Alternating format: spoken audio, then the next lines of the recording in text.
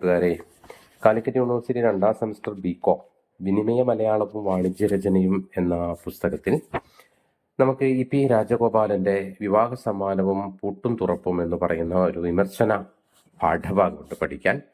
നമ്മൾ കഴിഞ്ഞ സെമസ്റ്ററിൽ പഠിച്ച ഇടശ്ശേരിയുടെ വിവാഹ സമ്മാനം എന്ന് പറയുന്ന കവിതയ്ക്ക് സാഹിത്യ നിരൂപകനായ ഇ.പി. രാജഗോപാലൻ നടത്തിയ ഒരു നിരൂപണമാണ് നമുക്ക് പഠിക്കാനുള്ളത്. നമുക്കറിയാം, മലയാള കവിതയിലെ ഏറ്റവും കരുത്തുറ്റ സാന്നിധ്യമാണ് ഇടശ്ശേരി ഗോവിന്ദൻ നായർ. ജീവിതത്തിൻ്റെ പരുക്കൻ യാഥാർത്ഥ്യങ്ങളെ അല്ലെങ്കിൽ സാമൂഹികമായ കാഴ്ചപ്പാടോടെ വള്ളുവനാടൻ ശൈലിയിൽ ആവിഷ്കരിച്ചു എന്നുള്ളതാണ് ഇടശ്ശേരി കവിതകളുടെ പ്രത്യേകത. അത്തരത്തിൽ ഇടശ്ശേരിയുടെ വിവാഹ സമ്മാനം എന്ന കവിത നാടകീയമായിട്ടുള്ളൊരു ആഖ്യാനമാണ്. കാരണം മരണത്തിൽ പോലും തൻ്റെ ആത്മാഭിമാനത്തെ കളങ്കപ്പെടുത്താൻ തയ്യാറാകാത്ത ഒരു പെൺകുട്ടിയുടെ ആന്തരിക സംഘർഷങ്ങളിലാണ് കവിത വരച്ചു കാട്ടുന്നത്. അമ്മയും 2 പെൺമക്കളും അവരുടെ അനുജനും അടങ്ങുന്ന കുടുംബമാണ് കവിതയ്ക്കുള്ളിലെ പശ്ചാത്തലം. ചേച്ചിയുടെ ചിരകാല പ്രണയബന്ധം പാതി വഴിക്ക് ഉപേക്ഷിച്ചു പോയ കാമുകനും സ്വന്തം അനുജത്തിയുടെ ഭർത്താവായി എത്തുന്നതാണ് ഇതിലെ നാടകീയ രംഗം. തനിക്ക് നേരിടേണ്ടി വന്ന അവഗണനയും തിരസ്കാരവും ചേച്ചി ആത്മഹത്യയിലേക്ക് വഴി നടത്തുന്നു. എന്നാൽ അത് കേവലം പ്രണയ നൈരാശ്യത്തോടുള്ള ആത്മഹത്യയായി ചിത്രീകരിക്കാൻ അവളിലെ ആത്മാഭിമാനമുള്ള സ്ത്രീക്ക് ആകുന്നില്ല. അനുജത്തിക്ക് വിവാഹ സമ്മാനമായി ഒരു താമര ഇറുക്കാൻ എന്ന പേരിൽ അനുജനെ കുളക്കടവിലിരുത്തി അവൾ ആഴക്കയത്തിലേക്ക് അപ്രത്യക്ഷയാകുന്നുണ്ട്. ഇതാണ് കവിതയുടെ പ്രമേയം. വിവാഹ സമ്മാനം എന്ന ശ്രദ്ധേയപരമായിട്ടുള്ള കവിതയെ അടിസ്ഥാനമാക്കി ഇ.പി. രാജഗോപാലൻ എഴുതിയ ലേഖനമാണ് വിവാഹ സമ്മാനം പൂട്ടും തുറപ്പും എന്നുള്ളത്. വിവാഹം എന്ന സാമൂഹ്യ സ്ഥാപനത്തെ മുൻനിർത്തി വ്യക്തിബന്ധങ്ങളുടെ ആന്തരിക യുക്തിയെയും സ്വത്വ പ്രതിസന്ധികളെയും ലേഖനം വിശകലനം ചെയ്യുന്നുണ്ട്. പൂട്ടും തുറപ്പും എന്ന് വടക്കൻ കേരളത്തിലെ പൂരക്കളിയുമായി ബന്ധപ്പെട്ട ഒരു പ്രയോഗമാണ്. പൂട്ട് പാരമ്പര്യമായ ബന്ധനങ്ങളാണ്, സാമൂഹിക വഴക്കങ്ങളാണ്, മര്യാദകളാണ് എന്നിവയും തുറപ്പ് എന്ന് പറയുന്നത് ഒരു നവീന ചിന്തയും സ്വാതന്ത്ര്യവും മാറ്റം എന്നിവയെ സൂചിപ്പിക്കുന്നു. ഈ നിലയിൽ ലേഖനത്തിന്റെ ശീർഷകം എന്നുള്ളത് മൂലകൃതിയെ ആശയത്തെ ധ്വനിപ്പിക്കുന്നതിൽ വിജയിച്ചിട്ടുണ്ട് എന്ന് കൂടി മനസ്സിലാക്കുക. നോക്കുക, ഈ വിവാഹം എന്ന് പറയുന്നത് പരസ്പരം മനസ്സിലാക്കലാണ് എന്നുള്ളതാണ്, അല്ലെങ്കിൽ അതാണ് ഏതൊരു വിവാഹ ബന്ധത്തിന്റെയും അടിസ്ഥാനം എന്നുള്ളതാണ്. പല കുടുംബ ബന്ധങ്ങളുടെയും ഉടമസ്ഥതയിൽ നടക്കുന്ന സാമ്പ്രദായിക രീതിയിലുള്ള വിവാഹം എന്ന വ്യവസ്ഥയിൽ വ്യക്തികൾ തമ്മിലുള്ള മനസ്സിലാക്കലുകളേക്കാൾ കൂടുതൽ മറ്റു പലതിനുമാകുന്നുണ്ട്. വിവാഹത്തിലെ കുടുംബ സാന്നിധ്യം അല്ലെങ്കിൽ മനസ്സിലാക്കൽ എന്ന് പറയുന്നതൊക്കെ അല്ലെങ്കിൽ ഇതിനൊക്കെ മുൻനിർത്തി പരിശോധിക്കാനാണ് ഇടശ്ശേരിയുടെ വിവാഹ സമ്മാനത്തിൽ ശ്രമിക്കുന്നതെന്ന് ലേഖകൻ പ്രാഥമികമായിട്ട് പറഞ്ഞു വെക്കുന്നുണ്ട്. കവിതയിലെ ചേച്ചി എന്ന കഥാപാത്രത്തിന് മാത്രമാണ് സ്വന്തമായിട്ടൊരു വ്യക്തിത്വമുള്ളത്. പരമ്പരാഗത പ്രത്യയശാസ്ത്രങ്ങൾക്ക് വഴങ്ങാതെ ജീവിതത്തിൽ സ്വതന്ത്രമായിട്ടൊരു വഴി കണ്ടെത്താൻ ശ്രമിക്കുന്ന നായികയാണ് ചേച്ചി. തനിക്ക് ചുറ്റുമുള്ളവരെല്ലാം ആൺകോയ്മയുടെ പ്രത്യയശാസ്ത്രത്തെയും സദാചാര സങ്കല്പങ്ങളെയും സ്വാഭാവിക മട്ടിൽ സ്വീകരിക്കുമ്പോൾ അവൾ എന്ന് പറയുന്ന ചേച്ചി വേറിട്ട വഴി സ്വീകരിക്കുന്നു. സമൂഹം ഉദാത്തമായി പരിപാലിക്കുന്ന പിന്തുടർന്നു പോരുന്ന കാപട്യങ്ങളെ അവൾ തുറന്നു കാട്ടുന്നുണ്ട്. സ്വന്തം അമ്മയ്ക്ക് പോലും അവളെ മനസ്സിലാക്കാൻ കഴിയുന്നില്ല. അവിടെ പറയുന്നൊരു ഭാഗമുണ്ട്: കാലയെ കുളിച്ചാലേ വേശ്യയാട്ടം, കാലത്തെണീക്കാഞ്ഞാൽ കള്ളനാട്യം, പോവാതിരുന്നാലും അമ്പലത്തിൽ, പോയാലും അപ്പോഴും മറ്റൊരർത്ഥം. ഇതാണ് സ്വന്തമായ തീരുമാനങ്ങളിലൂടെ സഞ്ചരിക്കുന്ന മൂത്ത മകളെ പറ്റിയുള്ള അമ്മയുടെ കാഴ്ചപ്പാട്. സമൂഹം കൽപ്പിക്കുന്ന പരമ്പരാഗത ചിട്ടവഴക്കങ്ങളെ അതേപടി പിൻപറ്റുന്ന അനുജത്തിയോട് മാത്രമാണ് അമ്മയ്ക്ക് പ്രിയമെന്ന് ഈ കവിതയിൽ വായിക്കുമ്പോൾ നമുക്ക് മനസ്സിലാക്കും. പെൺമയെ തന്നെ കവി ഇവിടെ പ്രശ്നവൽക്കരിക്കുന്നുണ്ട്. ഈ പരമ്പരയിൽപ്പെട്ട ചില രചനകൾ ഇതിനു മുൻപ് മലയാളത്തിൽ ഉണ്ടായിട്ടുണ്ട് എന്നുള്ളതാണ്. കാരണം എം.ടിയുടെ കുട്ടിയടത്തി, സക്കറിയുടെ അന്നമ്മ ടീച്ചർ ഒരു ഓർമ്മക്കുറിപ്പ്, ONV.യുടെ കുഞ്ഞടത്തി, ഇതൊക്കെ ഉദാഹരണമാണ്. ചമുങ്കുമ്പുഴയുടെ രമണൻ അടക്കം നമുക്ക് ഇത്തരത്തിൽ വായിക്കാവുന്നതാണ് എന്നുള്ളതാണ് ഇതിലെ വിമർശനാത്മകപരമായിട്ട് കടന്നു വരുന്നത്.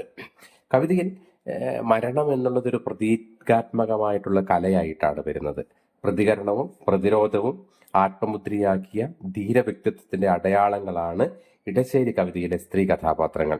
ഭൂതത്തെ വെല്ലുവിളിച്ച് മകൻ ജീവൻ രക്ഷിക്കുന്ന നങ്ങേലി, അല്ലെങ്കിൽ ലോകരുടെ പാപഭാരം മുഴുവൻ ഏറ്റെടുത്ത് സ്വയം ശിക്ഷിക്കുന്ന കാവിലമ്മ, കാവിലപ്പട്ട്, സഹനശക്തിയുടെ പാരമ്പര്യമായ കസ്തൂർബ ഗാന്ധി, നമ്മുടെ അമ്മ, ഇവയെല്ലാം ഒരു പ്രതിരൂപമായി വിവാഹ സമ്മാനത്തിലെ ചേച്ചിയിലും നമുക്ക് കാണാൻ കഴിയുന്നുണ്ട് എന്നുള്ളതാണ്. മറ്റൊന്ന് എന്നുള്ളത് കാവ്യബിംബങ്ങളാണ്. കാവ്യബിംബങ്ങളുടെ അർത്ഥതലത്തെ നമുക്ക് വ്യാഖ്യാനിക്കാൻ ഇതിൽ ലേഖകൻ പ്രത്യേകം ശ്രദ്ധിച്ചിട്ടുണ്ട്. നമുക്കറിയാം, കുളം, താമര, പിന്നെ വിവാഹ സമ്മാനം എന്നീ പ്രയോഗങ്ങളെ മുൻനിർത്തി ഉള്ള നിരീക്ഷണങ്ങൾ നമുക്ക് ഈ പഠന ഭാഗത്ത് ശ്രദ്ധേയപരമായിട്ട് നമുക്ക് നിരീക്ഷിക്കേണ്ടതുണ്ട്. വ്യക്തിയെ മാനിക്കാത്ത പരമ്പരാഗത കുടുംബങ്ങളെയും കുടുംബം അനിവാര്യമായിട്ടും നേരിടുന്ന പ്രതീക സ്ഥാനമാണ് കുളത്തിൻ്റെത്. വിവാഹ സമ്മാനം എന്നത് വിവാഹബന്ധത്തെ മറ്റൊരാൾ അംഗീകരിക്കുന്നതിന്റെ സൂചനയാണ്.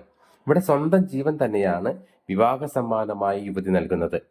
താമരയുടെ സ്ത്രൈണത, ലൈംഗിക ബന്ധം ഒരു ഇന്ത്യൻ കൽപ്പനയാണ് എന്നുകൂടി നമുക്കിതിനെ വായിക്കേണ്ടതുണ്ട്. ഈ കവിതയെ സംസ്കാര വിമർശനത്തിന്റെ രീതിശാസ്ത്രത്തിലൂടെ ലേഖകൻ വിശകലനം ചെയ്യുന്നുണ്ട്. അതില്ലെങ്കിൽ ഇടശ്ശേരിയുടെ കവിത വേറിട്ട വായനയാണ്. വിവാഹ സമ്മാനവും പുട്ടും തുറപ്പും എന്നുള്ളത് നാം മനസ്സിലാക്കണം. ഈ കവിതയുടെ കുടുംബം വിവാഹവുമായി ബന്ധപ്പെട്ട ഇഷ്ടത്തെ തകർത്ത് കളയുന്നുണ്ടെന്ന് പറയുന്നുണ്ട്. അല്ലെങ്കിൽ അവളുടെ ഓർമ്മയിൽ താൻ കാമുകനുമായി മുന്നിൽ വന്ന് അണിഞ്ഞൊരുങ്ങിയിരിക്കുന്നതിനെ കുറിച്ചിട്ടൊക്കെ പറയുന്നുണ്ട്.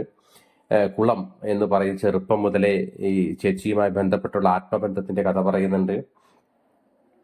പിന്നെന്താണ്, ഇത്തരത്തിലൊക്കെയുള്ള സമൂഹം അനുവദിക്കാത്തത് മൂലം വ്യക്തികൾക്ക് നിഷേധിക്കപ്പെടുന്ന ആഗ്രഹങ്ങൾ മനസ്സിന്റെ അബോധ തലത്തിൽ അടിച്ചമർത്തപ്പെടുമെന്ന് പറയുന്ന ഫ്രോയിഡ് പറയുന്ന ചിന്തയെ, അല്ലെങ്കിൽ ലൈംഗികപരമായിട്ടുള്ള ആഗ്രഹങ്ങളെ ഒക്കെ ഈ കവിതയിൽ ബോധ്യപ്പെടുത്തുന്നുണ്ട് എന്ന് വേണം നമുക്ക് വായിച്ചെടുക്കാൻ. അനുജത്തിയെ നമ്മളോട് വായിക്കുമ്പോഴും പരമ്പരാഗത പ്രത്യയശാസ്ത്രത്തെ പിൻപറ്റുന്നവ എന്ന് ചേച്ചിയെ കുറിച്ച് പറയുമ്പോൾ പ്രായത്തിന്റെ അകലം കൊണ്ടോ അല്ലെങ്കിൽ മാതൃസ്ഥാനത്തിന്റെ മേൽനോട്ട ശീലം കൊണ്ടോ അവളെ അമ്മ പതിവായിട്ട് ശാസിക്കുന്നത് അവൾ സ്വന്തം തീരുമാനങ്ങളിലുള്ള ഒരാളായത് കൊണ്ടാണ്. അനുജത്തിക്ക് അങ്ങനെയല്ല. അനുജത്തി അവൾക്ക് സുരക്ഷിതം ഉറപ്പു തരുന്ന പഴയ പെൺമാതൃക തന്നെയാണ് ഇഷ്ടം എന്ന് നമുക്ക് കവിത വായിക്കുമ്പോൾ ബോധ്യമാകും. അങ്ങനെ കവിത ഒരു ഉത്തമ പുരുഷാഖ്യാനമാണ് എന്ന് നമുക്ക് പറയാൻ കഴിയും. ഞാൻ ആണതിൽ സംസാരിക്കുന്നത്. നിരന്തരം ഞാനേ സംസാരിക്കുന്നു. ഞാൻ എന്ന വാക്ക് കവിതയിൽ ഉടനീളം ഉണ്ട് എന്ന് കൂടി നാം മനസ്സിലാക്കുക. കേൾക്കുന്നവർ, എൻ്റെ പൊന്നനുജൻ കുടുംബത്തിലെ ഒരേ ഒരാളാണ്. എന്നാൽ അവൻ കുട്ടിയാണ്. ആൺകോയ്മ ഉറച്ചിട്ടില്ലാത്തവനാണ്. അമ്മയുടെയും കൊച്ചേടത്തിയുടെയും തരത്തിൽപ്പെടാനും പ്രായമായിട്ടുള്ള അവൻ കാൽപ്പനികമായി നിർണയിക്കപ്പെട്ട ഒരു നിഷ്കളങ്ക രൂപമാണ്. പ്രത്യയശാസ്ത്രപരമായിട്ടുള്ള ആമുദ്രിതം ആ കവിതയിലുണ്ട്. അങ്ങനെ ഇവിടെ കേൾവിക്കാരനാക്കിയിരിക്കുന്നത് ഈ അനുജനെയാണ്. അവൻ പറയുന്ന ആളിന്റെ വാശി എതിർക്കുകയോ അനുകൂലിക്കുകയോ ചെയ്യുന്നില്ല എന്നുള്ളതൊക്കെ ഈ കവിതയിലെ കടന്നു വരുന്നുണ്ട് എന്നുള്ളതാണ് മനസ്സിലാക്കേണ്ടത്. ഈ മരണത്തെ കലയാക്കുകയാണ് ഈ കവിതയിൽ ചെയ്തിട്ടുള്ളത്. മരണത്തോടുള്ള ഇഷ്ടം കൊണ്ടല്ല. കല എന്താണ്? സ്വത്തുബലത്തിന്റെ ആവിഷ്കാരം. തന്റെ സ്വത്തും ഐഡന്റിറ്റിയെ മുറുകെ പിടിക്കാനാണ് മരണത്തിൽ അഭയം കാണുന്നത്. അതിനാണ് അവൻ മരണത്തെയും വ്യത്യസ്തമായിട്ട് ആവിഷ്കരിക്കുന്നത്.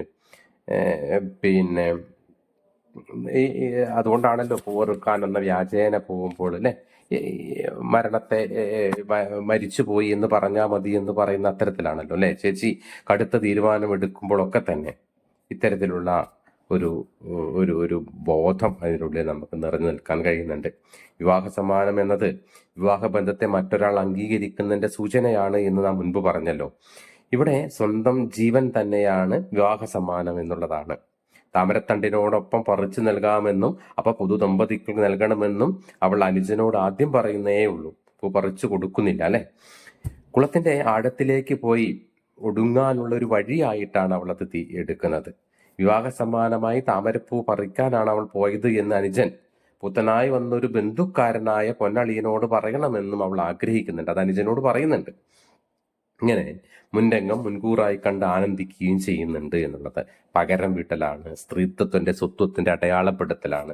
തന്റെ മരണത്തിലൂടെ അവൾ ഇത്തരത്തിലുള്ള നേരത്തെ നമ്മൾ പറഞ്ഞ പുരുഷാഖ്യാനത്തിനെതിരെയുള്ള കേവലമായിട്ടുള്ള ഒരു അടയാളപ്പെടുത്തൽ പ്രതിരോധമാണ് ഈ കവിത എന്നുകൂടി നാം വായിക്കേണ്ടതുണ്ട്. ഓക്കെ.